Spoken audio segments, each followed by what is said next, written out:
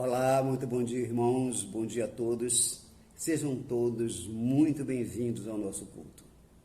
Que coisa boa estarmos juntos na presença do Senhor, cedinho, neste primeiro dia da semana. Desejamos a todos uma semana de paz, uma semana de bênçãos, uma semana de vitória. Eu escolhi para compartilhar com você neste momento o Salmo 40, que diz assim: Esperei com paciência no Senhor, e Ele se inclinou para mim e ouviu o meu clamor. O salmista não apenas diz, esperei com paciência no Senhor, mas também diz, e Ele se inclinou para mim e ouviu o meu clamor. Com isso, Davi afirma que ele esperou com paciência no Senhor, e essa espera foi recompensada com atenção e livramento. O restante do salmo indica que Deus libertou o salmista do perigo e da presença da morte.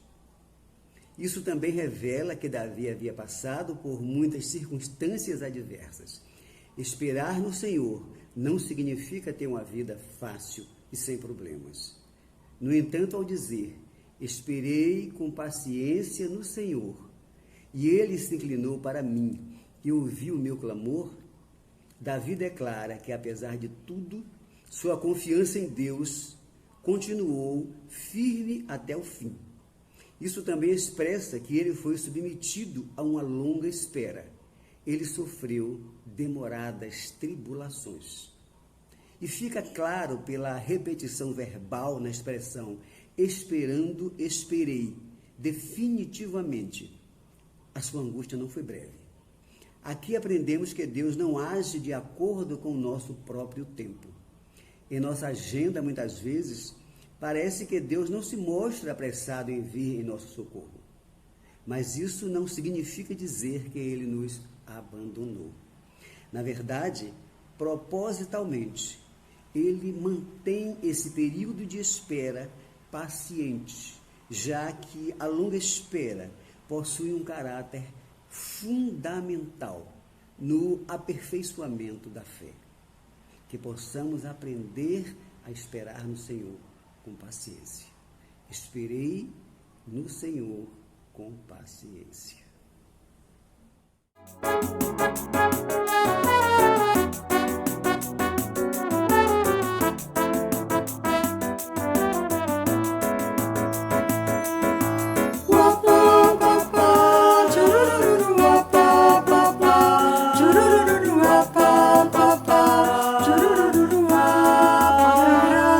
Esperei confiantemente no Senhor, e Ele se inclinou para mim. Me ouviu na minha hora de angústia, livrou-me nos momentos de aflição, colocou meus pés sobre uma rocha firme, firmou meus passos também, e me pôs nos lábios uma nova canção, um hino de louvor ao nosso Deus. Esperei confiantemente no Senhor, e Ele se inclinou para mim. Me ouviu na minha hora de angústia, livrou-me nos momentos de aflição, colocou meus pés sobre uma rocha firme, firmou meus passos também, e me pôs nos lábios uma nova canção, um hino de louvor ao nosso Deus. Meu Senhor, eu quero te louvar, pois operas grandes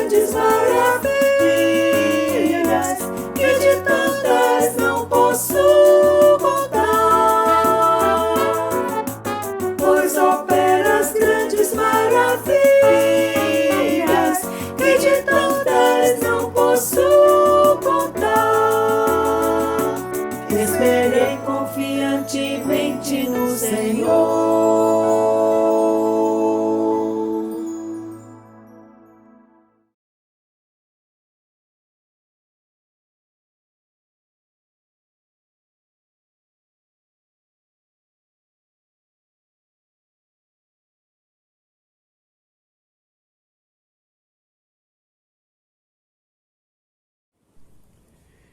E novembro chegou. Chegou com datas significativas, a começar pelo dia 2, quando recordamos que a vida é um ciclo e nossos entes queridos que partiram permanecem vivos em nossa memória. Novembro é mês de comemorar muitas datas cívicas, como a proclamação da República e o Dia da Bandeira Brasileira. É também o Dia Internacional da Música. É dia de ação de graças, é dia comemorativo de muitas categorias profissionais e outras curiosas homenagens. Mas há datas abrangentes em todo o mês de novembro, a fim de conscientizar a população, como o Novembro Azul, que busca informar e prevenir sobre o câncer de próstata. E o novembro é também negro, para nos lembrar sobre a força, a resistência e o sofrimento que a população negra vive no Brasil desde os primórdios. É justamente com a abrangência temática do Dia da Consciência Negra que a Igreja Batista Nazaré mergulha mais uma vez nesse tema, para refletir sobre a importância da cultura africana no Brasil, sobre o enfrentamento ao racismo e outros desdobramentos que afligem o nosso povo. Durante este mês passarão por aqui expressivas personalidades de nossa igreja e convidados, que nos trarão mensagens de amor e igualdade entre os povos ensinadas por Cristo. Hoje vamos receber o irmão Romilson Souza, professor e doutor em Educação e Contemporaneidade e membro da Associação de Pesquisadores Negros da Bahia. Vamos receber também o irmão Paulo Torres, professor de Direito da UESF, que vai nos apresentar o livro de sua autoria recentemente lançado com o título Remanescentes de Quilombos. A obra é uma potente reflexão acerca do reconhecimento das comunidades quilombolas no Brasil. As músicas nos remetem ao constante louvor e adoração ao Deus da vida, fonte de nosso amor e gratidão. Sigamos com o nosso culto.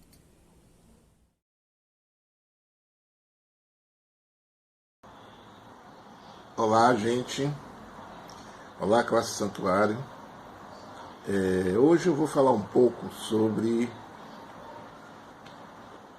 a questão étnico-racial e o Novembro Negro e a Bíblia.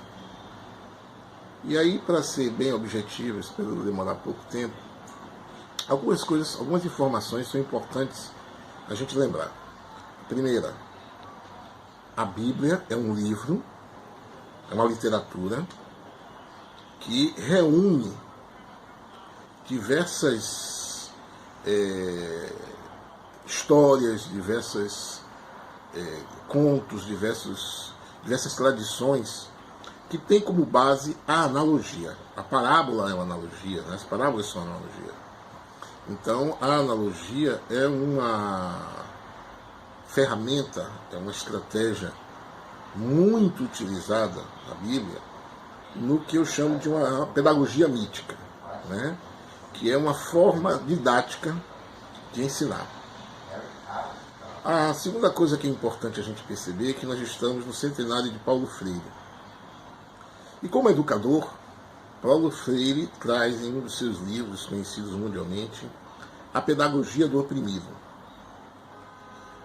E fala muito sobre o oprimido, e essa relação opressor-oprimido, essa questão, esse lugar do opressor e o lugar do oprimido, é basicamente o texto todo da Bíblia, né? Nós temos de Gênesis ao Apocalipse, as relações que são estabelecidas são relações de dominação, de opressão, né, de crueldade, de perversidade, de injustiça de um grupo frente ao grupo que Deus escolheu como seu povo e que sofre na mão desses opressores, desses invasores estrangeiros, gentios, ímpios, que chegam à região escravizando, matando, saqueando, estuprando e fazendo uma série de atrocidades com o povo de Deus. Quando nós juntamos essas duas questões e a gente enxerga a condição dos negros na sociedade brasileira, ou negros indígenas, né? Mas eu vou meter mais hoje nas populações negras. Quando a gente analisa o processo colonial, ou os processos coloniais, os processos civilizatórios, a gente entende e percebe que há uma semelhança, nós podemos fazer uma analogia entre o colonizador e as suas práticas e a prática daqueles povos na Bíblia. Então, quando nós falamos na identidade do oprimido, é muito fácil a gente aproximar essa identidade, a identidade das populações negras, escravizadas, indígenas também, mas negras nesse sentido, e como elas foram expropriadas, como seus territórios foram invadidos, como o povo foi escravizado. E há muita semelhança. Foram colocados em diáspora, né? Uma diáspora forçada, ou fugindo da terra do Egito, ou fugindo, ou sendo trazidos, no caso do brasileiro, forçados para uma terra estrangeira. E a gente pode ver bastante semelhança. E a analogia nesse cargo é perfeita.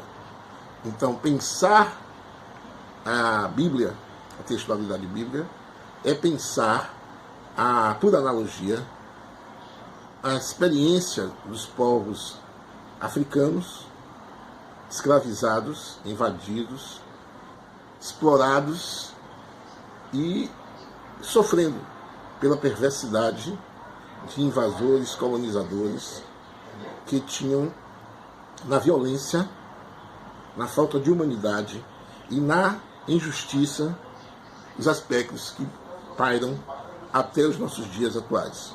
Onde nós já vimos que a analogia é uma estratégia, né, didática, de uma pedagogia mítica, que aborda toda a literatura bíblica, toda a textualidade bíblica. A Bíblia é um livro, mas é um conjunto de livros, né?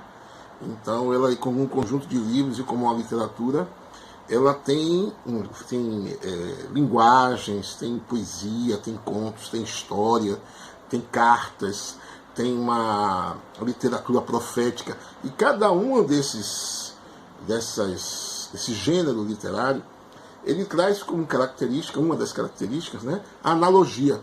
Né? Toda a Bíblia é cheia de analogias, como as parábolas também.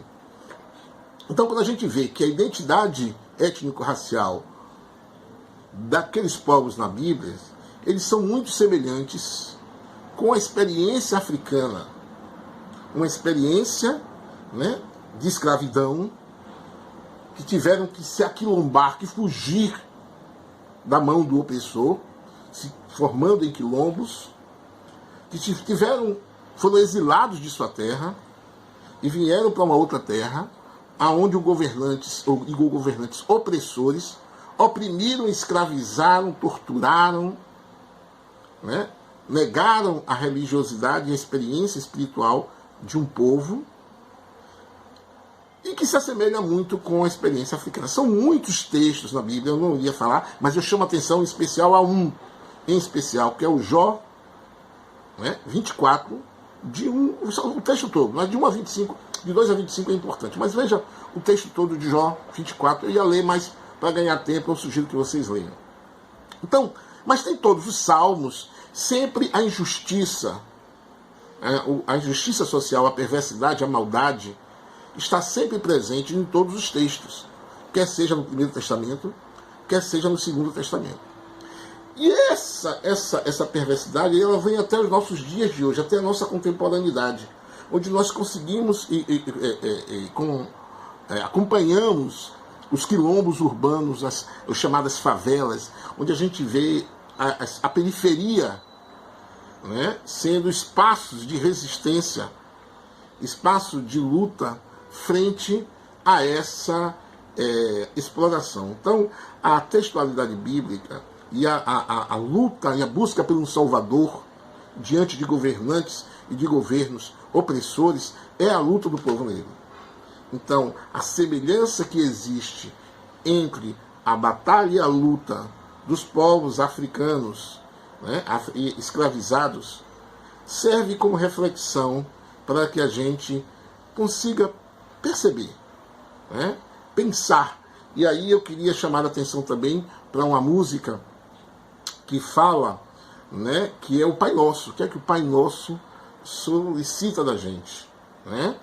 Essa necessidade que nós temos de amar, né, de perdoar. E esse é o convite nosso neste novembro, né? É um pedido que a gente reflita sobre os nossos antepassados e até que ponto a Bíblia se torna prática quando nós olhamos as populações negras e vemos uma extrema semelhança com as populações, com os hebreus, né, com aquela comunidade, com Israel. Israel, enquanto um grupo, é uma semelhança, é uma representação para os povos negros escravizados no processo colonial e em nossa contemporaneidade. Então eu fico por aqui. Obrigado pela oportunidade. Pensem e reflitam. Beijo, classe Santuário.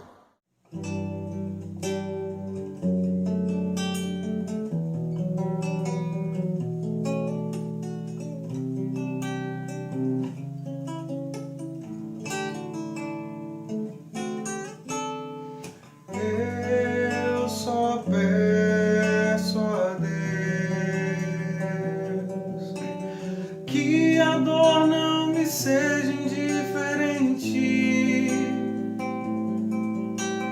que a morte não me encontre um dia solitário sem ter feito o que eu queria. Eu só peço a Deus que a injustiça não me seja indiferente. É um monstro grande, pisa forte, toda pobre inocência dessa gente. Eu só peço a Deus que a mentira não me seja indiferente. Se um traidor tem mais poder que um povo, que esse povo não se esqueça facilmente. Eu só peço a Deus que o futuro não me seja indiferente, sem ter que fugir desenganado pra viver uma cultura diferente.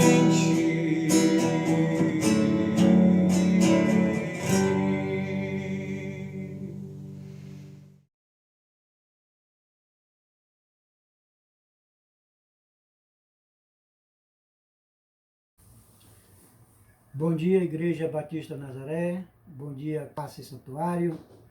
É com muita satisfação que estamos voltando aqui hoje para conversar com vocês um pouco sobre a questão da escravatura, né, e como ela aconteceu, suas origens, etc.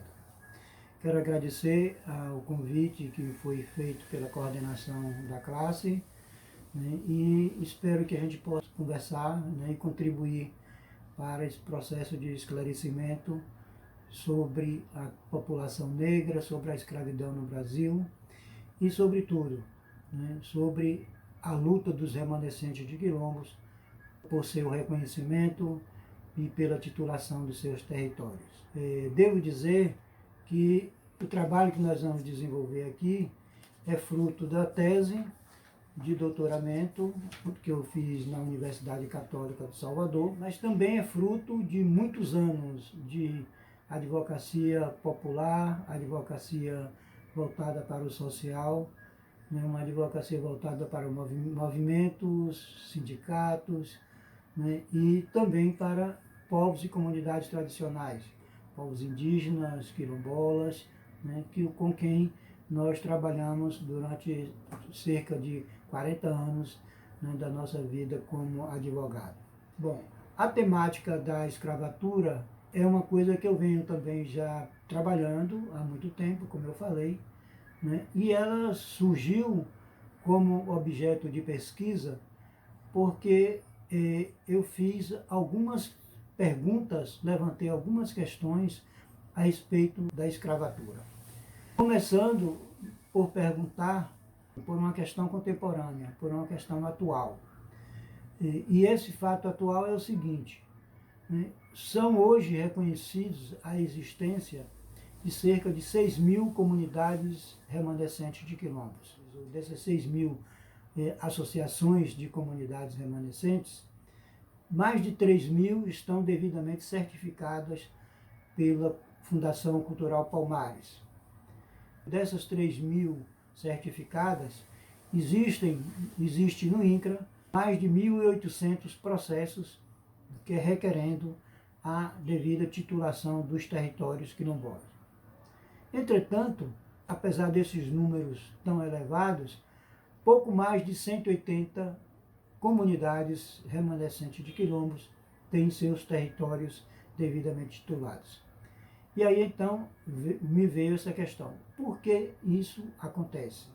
Qual é, né, a perspectiva, em que perspectiva isso é colocado e por que, né, esses números são tão diferentes? Porque de 6.000 apenas, né, 3.000 são certificadas e porque dos 3.000 apenas 180 têm seus territórios titulados. Essa questão, então, vai nortear todo o meu trabalho de pesquisa e, para além do trabalho da pesquisa propriamente, né, eu precisei aprofundar as questões envolvendo a questão da escravatura e fui, então, remover a história da escravidão no mundo, na sociedade humana, trabalhando, né, com a história antiga, com a história medieval, com a história moderna, para entender esse processo de escravização. E aí o que é que a gente vai verificar? Né? Que as sociedades antigas, né, elas mantinham pessoas escravizadas, e essa escravização, na verdade, né, era sempre relacionada ao outro, ao estrangeiro, ao derrotado da guerra, né? Nunca era dos seus próprios povos ou entre seus próprios povos, a não ser no direito romano e na sociedade romana, que vai acontecer a escravidão por dívida no outro contexto. Mas quando a gente vai lá para a Idade Antiga, a gente verifica, né, que, por exemplo, né, os egípcios escravizaram com um objetivo muito claro, fazer com que seus escravos construíssem todo aquele império, né, egípcio. Estranhamente, o povo hebreu, depois de 300 anos de escravidão também no Egito, né, se torna um povo escravagista. E aí, né, está lá na Bíblia, em várias passagens do Velho Testamento, né, falando, né, sobre a escravização, proibindo a escravização dos próprios hebreus, né, mas permitindo a escravização, né, do estrangeiro, né, de outras pessoas. Ou seja, né, a escravização aí, né, já aparece com esse caráter, né, de exclusão, né, e de não reconhecimento do outro como uma pessoa, né, como um ser igual àquele que escraviza. Bom, passando para né, outros períodos, né, na Roma Antiga vai acontecer a mesma coisa, o processo de escravização, né, e vai também se reproduzir isso, né, na Grécia. E na Grécia é surpreendente, talvez, né, o fato de que filósofos tidos como que nós tivemos a vida toda como aqueles que patrocinavam a democracia, alimentavam a democracia, defendiam a democracia, na verdade também são aqueles que vão contribuir para a escravização de outras pessoas. E Aristóteles chega ao ponto de, né, comparar o escravo ao animal, né, a um animal qualquer, né, e a duvidar, inclusive, né, da existência, né, da alma, né, do escravo. E chega ao ponto de dizer, né, que uns nascem para, né, mandar e outros para obedecer, que é o caso da escravização grega, né, e isso leva, né, a Aristóteles a criar uma tese, né, da naturalização da escravatura, ou seja, né, algumas pessoas nascem naturalmente para ser escravos. Essa é a tese que Aristóteles vai defendendo.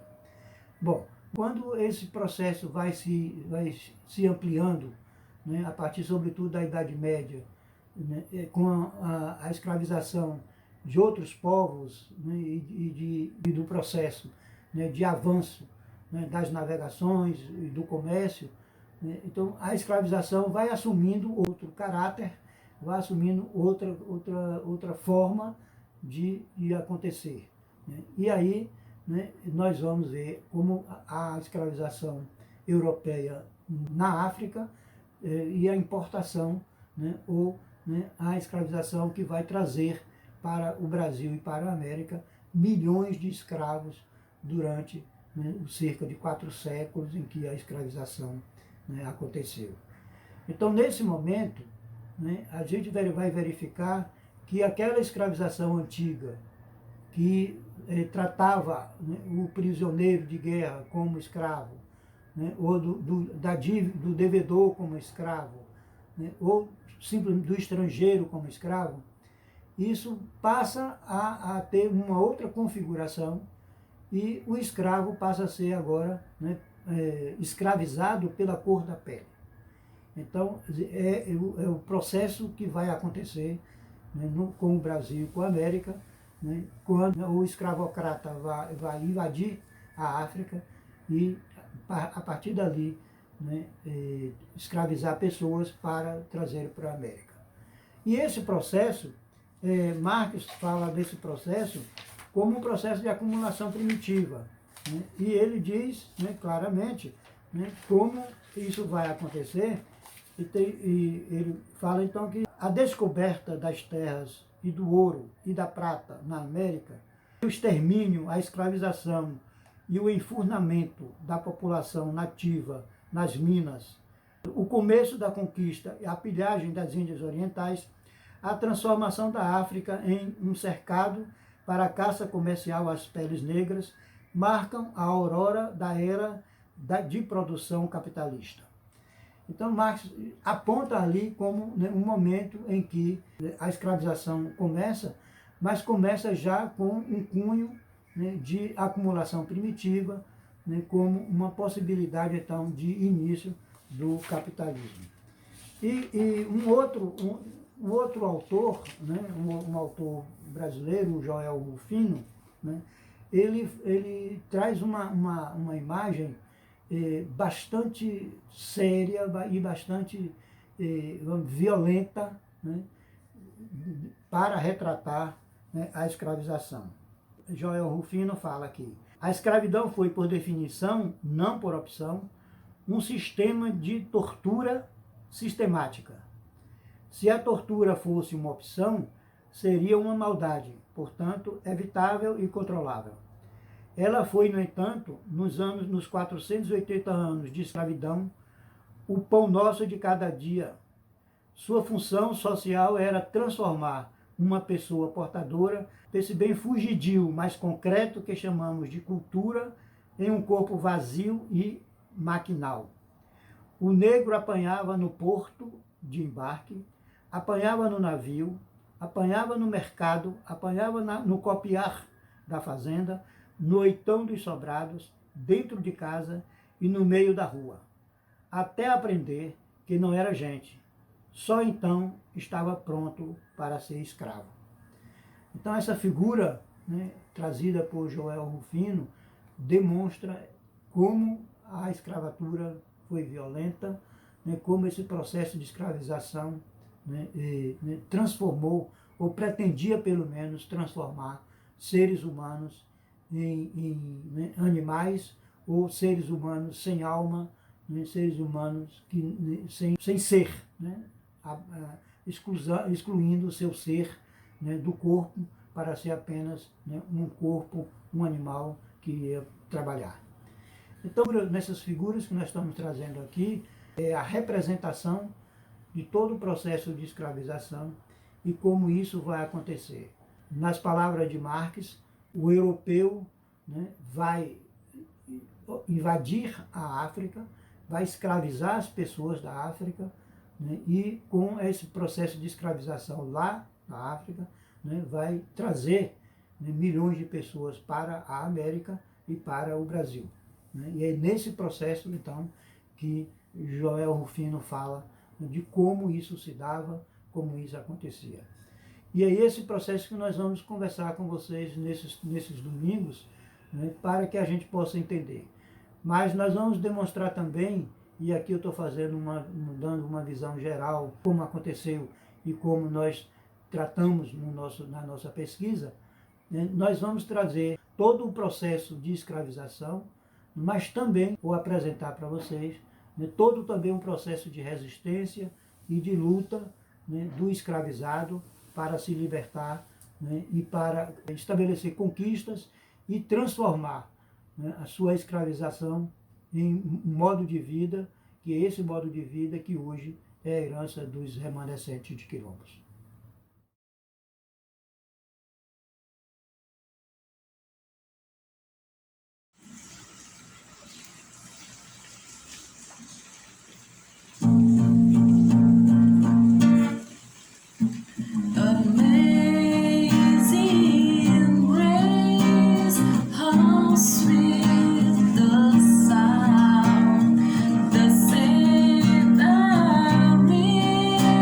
Like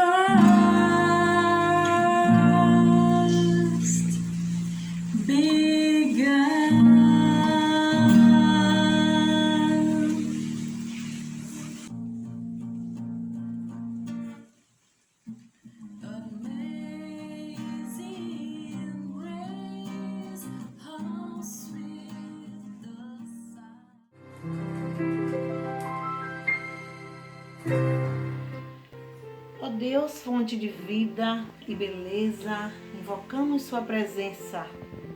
Tu que conheces nossos medos e dores, vem nos socorrer.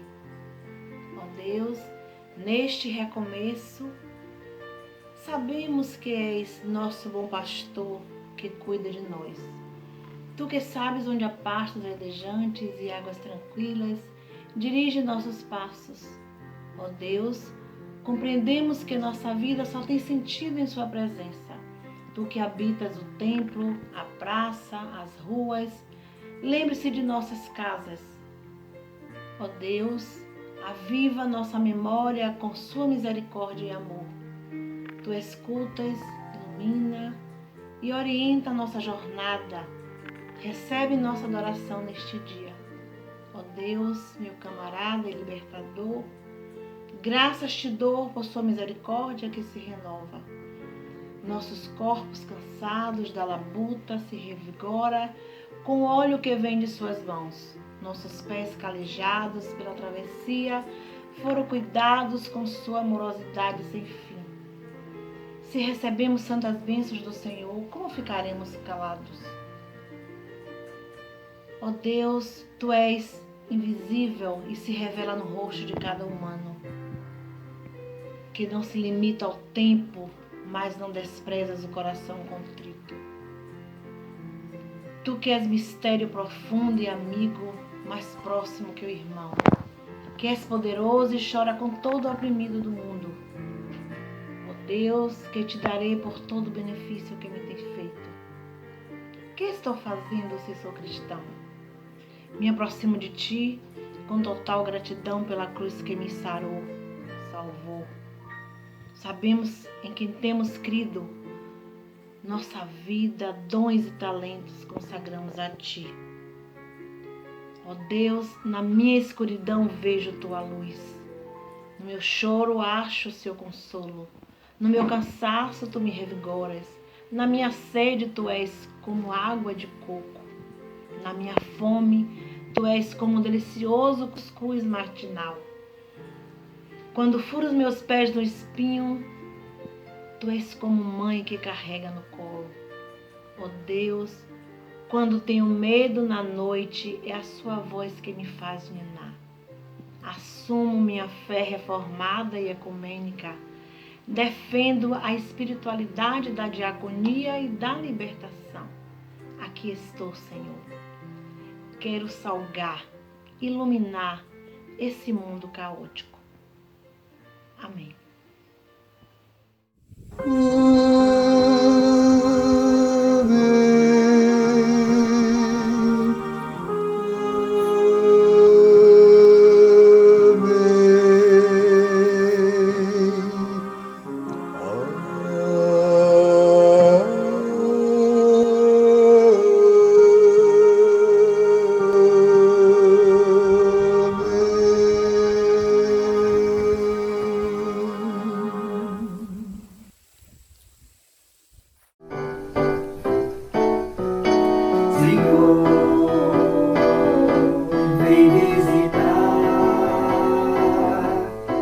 Meus filhos aqui na